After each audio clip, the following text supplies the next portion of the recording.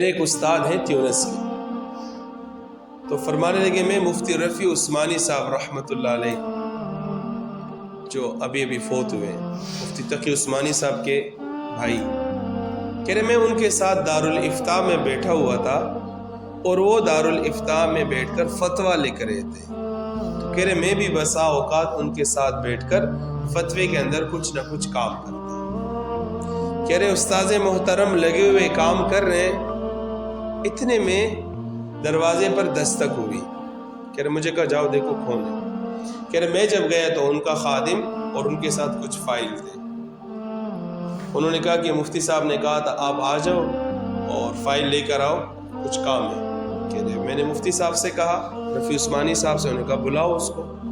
وہ آیا، اس نے فائل سامنے رکھ دیے، تو کہہ رہے ہاتھ میں ایک پین ہے، ایک پین ہاتھ میں پڑا ہوا ہے جس سے وہ کام لکھ رہے،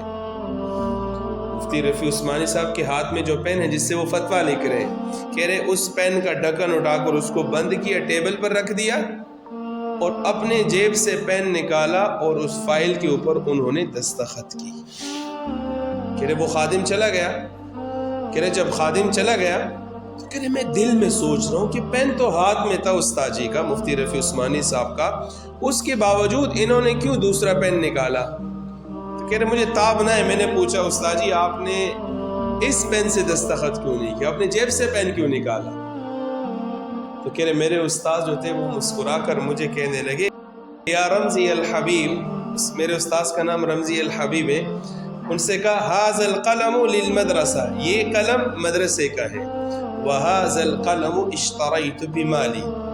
اور یہ قلم میں نے اپنے پیسوں سے خریدا ہے، یعنی یہ قلم جو ہے یہ وقف کا مال ہے، اگر میں نے اس کو اپنے ذاتی کام کے لیے استعمال کیا تو قیامت کے دن میں جواب دہ ہوں گا، اللہ کو میں کیا جواب دوں گا کہ جو قلم مدرسے کے لیے وقف تھا آپ نے اپنے ذات کے لیے کیسے استعمال کیا؟ جب ہمیں یہ حدیث سامنے رہے گی کہ بھی میں نے ہر چیز کا جواب دینا ہے تو پھر الٹے پلٹے کام نہیں ہوں گے ہم سے، اگر ہمیں اس حدیث پہ عمل ہم نے شروع کر دی تو زندگی ہماری سنور جائے گی۔ آج کیوں ہمارے ملکوں کے اندر